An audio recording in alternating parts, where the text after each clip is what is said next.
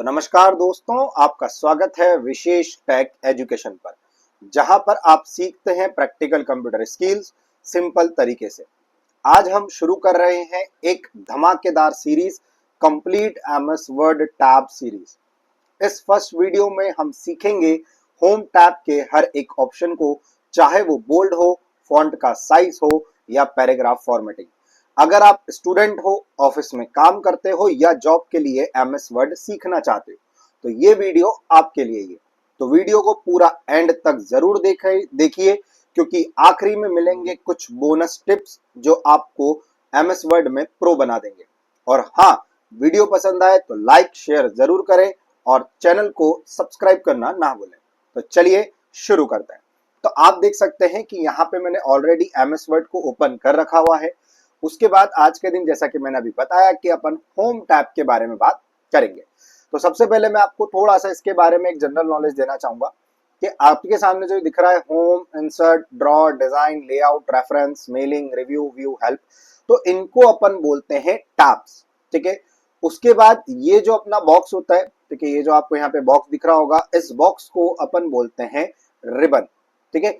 उसके बाद इस रिबन के अंदर आपको मिलते हैं ग्रुप्स, जैसे कि यहाँ पे लिखा हुआ है फॉन्ट, पैराग्राफ, स्टाइल, एडिटिंग। तो इनको अपन बोलते हैं ग्रुप्स। और ग्रुप्स के अंदर आते हैं कमांड्स, जैसे ये जो छोटी छोटी सी चीजें हैं, इनको अपन बोलते हैं कमांड्स। यानी कि पहले आता है टैब, उसके बाद आता है रिबन, फिर उसके अंदर आते हैं ग्रुप्स और फिर उसके अंदर आते हैं कमांड्स। ठीक है। तो आज के दिन अपन होम टैब के बारे में बात करेंगे। तो सबसे पहले यहाँ पे आप देखोगे, यहाँ पे मेरे पास एक है ब्लैंक पेज। अब इस ब्लैंक पेज के ऊपर जब तक मैं यहाँ पे कुछ लिखूंगा नहीं, तो तब तक मैं आपको इन कमांड्स के बारे में नहीं समझा पाऊंगा। तो यहाँ पे मुझे कुछ ना कुछ तो लिखना पड़ेगा। अब मेरे पास इतना टाइम नहीं है कि यहाँ पे मैं पांच या फिर 10 पैराग्राफ टाइप करूं या फिर एक पैराग्राफ भी टाइप करूं। अगर मैं यहाँ पे पैराग्राफ टाइप करूंगा तो वीडियो लंबी होगी। ठीक है।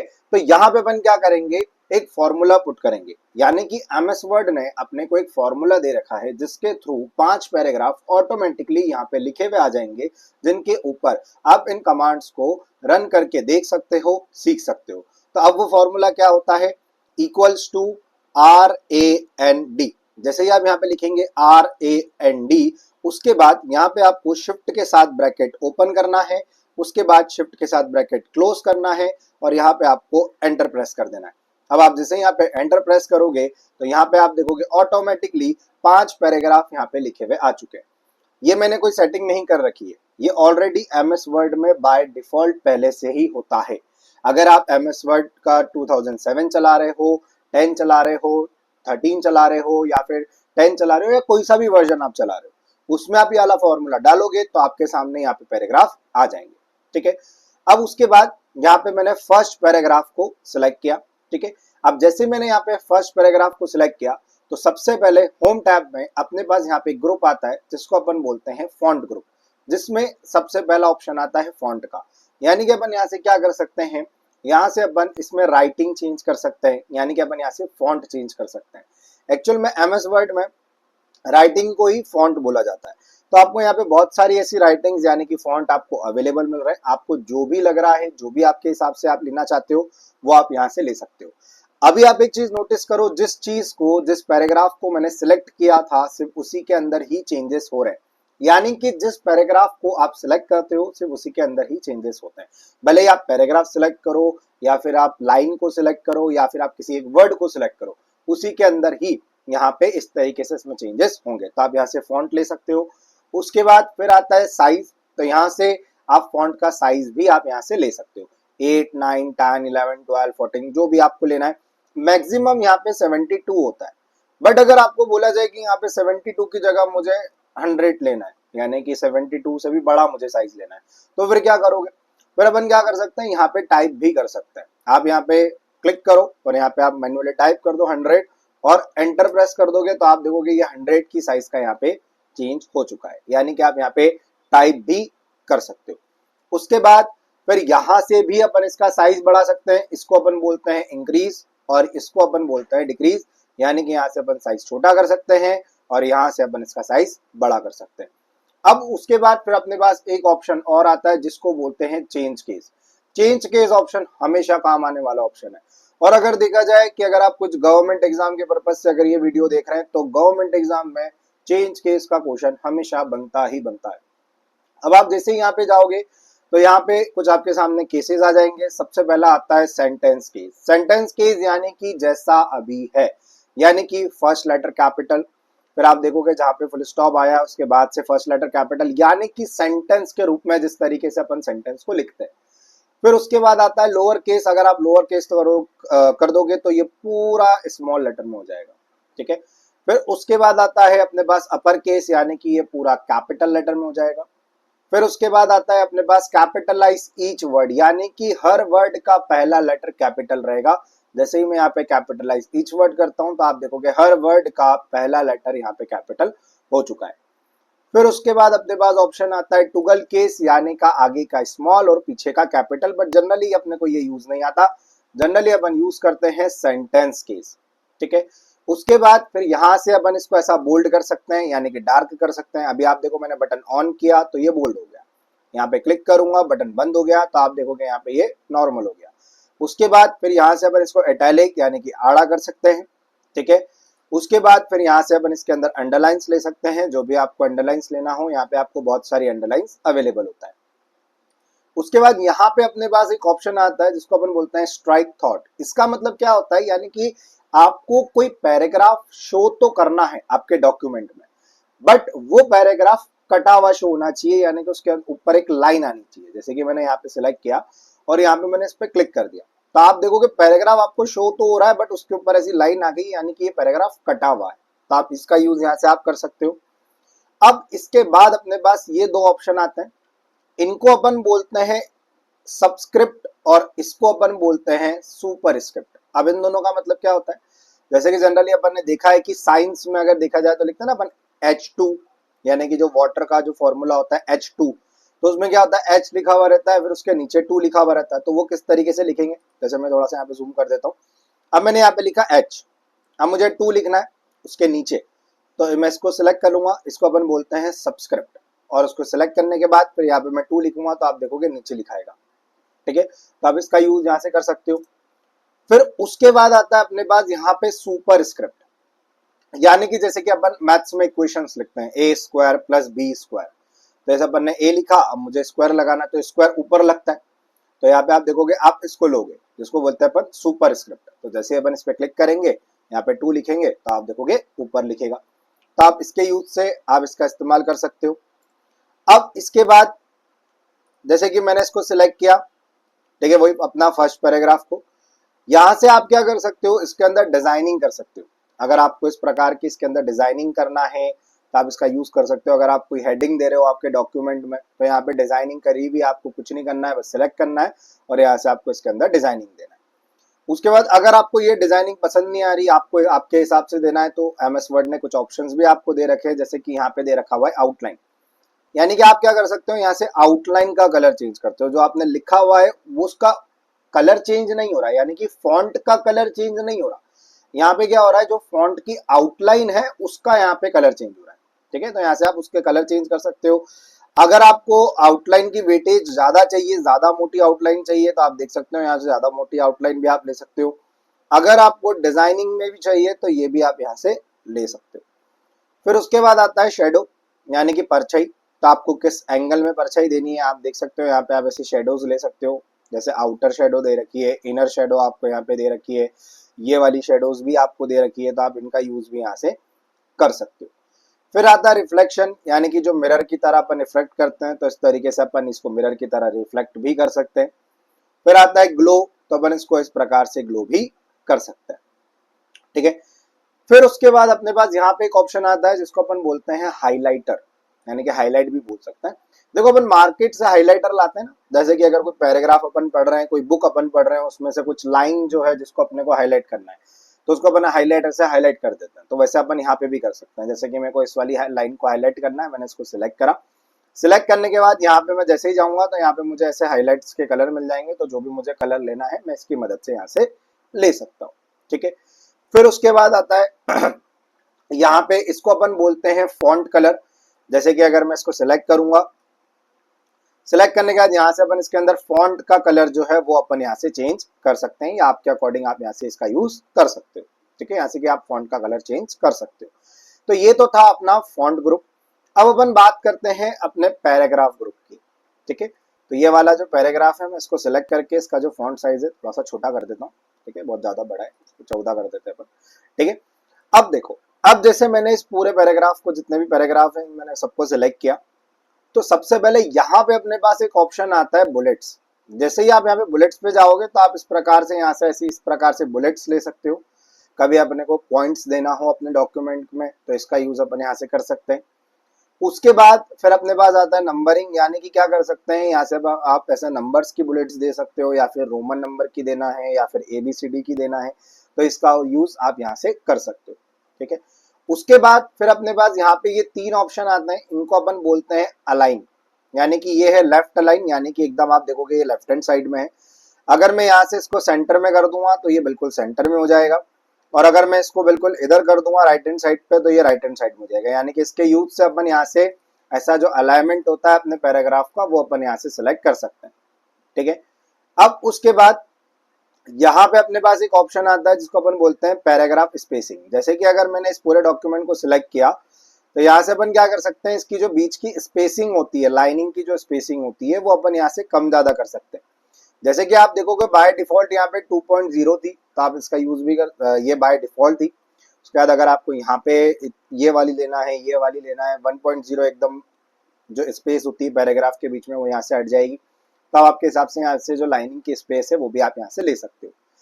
अब इसके बाद फिर अपने पास यहाँ पे इन दोनों को बोलते हैं अपन, जैसे कि यहाँ पे अपन जाएंगे तो उसको बोलते हैं डिक्रीज इंडेंट और इसको बोलते हैं इंक्रीज इंडेंट, यानी कि आप आपके पैराग्राफ को इधर उधर खसका सकते हो। जैसे अगर मुझे इस वाले पैराग्राफ को थोड़ा सा उधर खसकाना है, यानी कि इधर खसकाना है राइट हैंड साइड पे, तो इसके यूज से मैं इसको राइट हैंड साइड पे खसका सकता हूँ, और अगर मुझे इसको वापस से लेफ्ट हैंड साइड करना है तो यहाँ से मैं इसको लेफ्ट हैंड साइड कर सकता हूँ, यानी कि आप आपके पैराग्राफ को आप इधर उधर खसका सकते हो। फिर उसके बाद यहाँ पे अपने पास ऑप्शन आता है शेडिंग का। जैसे कि अगर मैंने इतना सिलेक्ट करा तो यहाँ से अपन क्या कर सकते हैं, इस प्रकार से इसके अंदर शेडिंग दे सकते हैं। ठीक है, अब इसका मतलब क्या होता है, कभी आपने देखा होगा जो बुक्स होती हैं अपनी साइंस सोशल की जो बुक्स होती हैं उसमें पेज में साइड में नोट डला हुआ रहता है और उसको कुछ इस प्रकार से ऐसा कलर कर दिया जाता है। ठीक है, तो आप इस प्रकार से इसका यूज आप कर सकते हो। अब इसके बाद अपने पास यहाँ पे ऑप्शन आता है बॉर्डर का। ठीक है, अब जैसे कि मैंने इतना सिलेक्ट किया, ठीक है, मैं अभी इतना ही सिलेक्ट कर रहा हूँ, तो सबसे पहले यहाँ पे एक ऑप्शन आता है बॉटम बॉर्डर, यानी कि जितना जितना भी आपने डाटा सिलेक्ट किया है, जितने भी आपने पैराग्राफ सिलेक्ट किया है, तो उसके बॉटम में एक बॉर्डर आ जाएगी। आप देख सकते हैं जैसे मैंने बॉटम बॉर्डर पे क्लिक किया तो यहाँ पे एक बॉर्डर आ चुकी है। मैंने इतना ही सिलेक्ट किया था तो उसके नीचे यहाँ पे बॉर्डर आ चुकी है। तो सेम इसी प्रकार से अगर आपको टॉप पे लेना है, लेफ्ट में लेना है, राइट में लेना है, नो बॉर्डर, बॉर्डर नहीं रहेगी, ऑल बॉर्डर सब जगह आ जाएगी, आउटसाइड बॉर्डर बाहर बाहर, इनसाइड बॉर्डर सिर्फ अंदर अंदर। ठीक है, तो आप इसके यूज से आप बॉर्डर का यूज कर सकते हो। उसके बाद फिर यहाँ पे 2 ऑप्शन और देख रखे हैं, इनसाइड हॉरिजॉन्टल बॉर्डर और इनसाइड वर्टिकल बॉर्डर। अब आप देखो, जैसे ही मैंने इन 3 पैराग्राफ को सिलेक्ट किया, ठीक है, ये 3 पैराग्राफ है, मैंने इनको सिलेक्ट किया और यहाँ से जाके मैंने इनसाइड बॉर्डर डाली, तो अभी जो इनसाइड बॉर्डर आ रही है वो मेरे पास हॉरिजॉन्टली आ रही है ना। बाकी अगर आपके पास अगर कुछ इस प्रकार का पैराग्राफ होता है या इस प्रकार का आपका यहाँ पे कुछ ऐसा डॉक्यूमेंट होता है जिसमें आप इनसाइड बॉर्डर ले तो रहे हो, बट उसमें क्या हो रहा है कि हॉरिजॉन्टल बॉर्डर्स भी आ रही है और वर्टिकल बॉर्डर भी आ रही है। अगर आपको सिर्फ उसमें हॉरिजॉन्टल लेना है तो आप हॉरिजॉन्टल ले सकते हो, और अगर आपको सिर्फ वर्टिकल लेना है तो आप सिर्फ वर्टिकल ले सकते हो। बट यहाँ पे वर्टिकल लायक तो कुछ है ही नहीं, तो इसलिए यहाँ पे आप देख सकते हो सिर्फ हॉरिजॉन्टल बॉर्डर ही आ रही है। तो ये तो था अपना पैराग्राफ ग्रुप।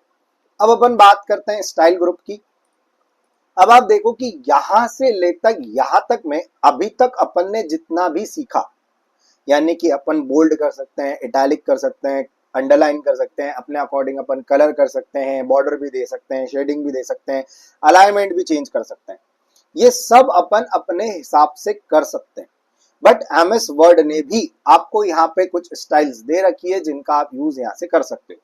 जैसे अगर मैंने इस पूरे डाटा को सिलेक्ट किया, सिलेक्ट करने के बाद यहाँ पे मैं जैसे ही जाऊंगा तो आप देखो यहाँ पे कुछ स्टाइल्स आ रही है, तो आप इन स्टाइल्स का यूज भी आप यहाँ से कर सकते हो। जैसे कि मैं आपको एक स्टाइल का एग्जांपल देता हूँ, यहाँ पे लिखा हुआ है क्वाड, अब क्वाइट का मतलब क्या होता है, इसका मतलब होता है पोयम्स, या फिर अगर अपन बात करें तो शायरियां।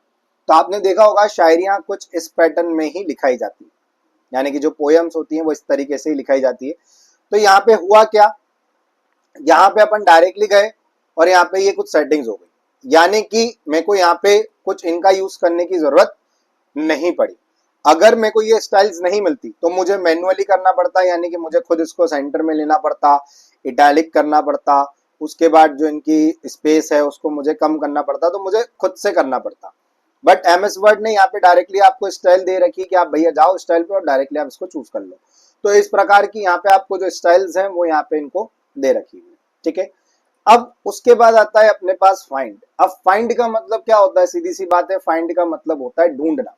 यानी कि आप जैसे यहाँ पे फाइंड पे जाओगे तो आपके सामने लेफ्ट हैंड साइड में एक नेविगेशन करके ऑप्शन आ जाएगा। अब यहाँ पे फॉर एग्जांपल जैसे कि मैंने लिखा क्लिक, तो आप देख सकते हो जैसे ही मैंने यहाँ पे क्लिक लिखा, ठीक है, इधर की साइड में जैसे ही मैंने क्लिक लिखा तो यहाँ पे क्या हुआ कि यहाँ पे इसने क्लिक क्लिक जहां कहाँ लिखा हुआ है वहां पे इसने उसको हाईलाइट कर दिया। यानी कि आप इसकी फाइंड की मदद से क्या कर सकते हो, आप कुछ लाइन या फिर कुछ वर्ड को आप फाइंड कर सकते हो, ढूंढ सकते हो कि वो वर्ड कहाँ पे लिखा हुआ है, ठीक है। तो ये उसको क्या करेगा, हाईलाइट कर देगा। फिर उसके बाद अपने पास ऑप्शन आता है यहाँ पे रिप्लेस। अब जैसे कि फॉर एग्जाम्पल आप समझो, जैसे कि अभी मैंने क्या करा था, यहाँ पे वो वर्ड ढूंढा था क्लिक नाम का, जैसे कि यहाँ पे भी लिखा हुआ है, ठीक है, और यहाँ पे भी लिखा हुआ है, ऐसे 3-4 जगह क्लिक क्लिक लिखा हुआ था। अब मुझे क्या करना है, क्लिक की जगह सब जगह क्लिक्स करना है, यानी कि मुझे एस भी लगाना है। अब अगर मैं एक एक जगह जा जाके लगाऊंगा तो पहले तो मुझे ढूंढना पड़ेगा, उसके बाद चलो मैंने फाइंड की मदद से ढूंढ भी लिया, पर एक एक जगह जा जाके मुझे लिखना पड़ेगा तो मेरा बहुत सारा टाइम जाएगा।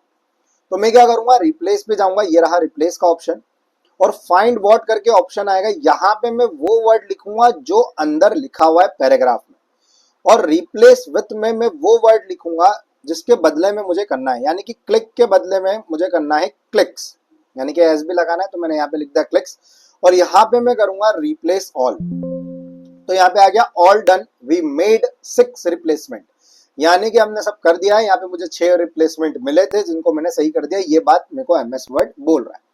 देन ओके कर दिया, देन इसको मैंने हटा दिया। तो अपन देखेंगे, देखो यहाँ पे भी पहले क्लिक लिखा हुआ था, अब यहाँ पे क्लिक्स हो गया, यहाँ पे भी क्लिक लिखा हुआ था, यहाँ पे भी क्लिक्स हो गया, यानी कि आप इसकी मदद से यहाँ पे रिप्लेस कर सकते हो। उसके बाद आता है सिलेक्ट। तो यहाँ पे आप जैसे ही सिलेक्ट पे जाओगे तो एक ऑप्शन आएगा सिलेक्ट ऑल, जैसे ही आप यहाँ पे सिलेक्ट ऑल करोगे तो ये पूरा इकट्ठा सिलेक्ट हो जाएगा। बाकी इसकी एक शॉर्टकट की भी होती है जिसको बोलते हैं Ctrl+A, ठीक है, जिससे आप ऑल सिलेक्ट भी कर सकते हो। तो ये तो था अपना होम टैब। अब अपन बात करते हैं वो टिप्स के बारे में जिसके बारे में मैंने आपको बोला था। तो टिप नंबर 1, अब टिप नंबर 1 में अपन देखेंगे, जैसे कि आप देखो यहाँ पे क्या है कि अभी मुझे पूरा ये रिबन शो हो रहा है, ठीक है। कई बार क्या होता है, जैसे अपन एमएस वर्ड को ओपन करते हैं तो अपने को रिबन शो नहीं होता। जैसे कि यहाँ पे मैं कर देता हूँ शो टैब्स ओनली, यानी कि कुछ इस तरीके से अपने सामने आता है। तो इसको पहले जैसा बदलने के लिए शॉर्टकट की क्या होती है, इसका शॉर्टकट नहीं होता, मतलब इन द सेंस क्या करना है अपने को, यहाँ पे जो अपना होम टैब है, जैसे कि यहाँ पे अपन गए और यहाँ पे अपन 2 बार डबल क्लिक करेंगे जिसके थ्रू यहाँ पे मेरे सामने रिबन आ जाएगा।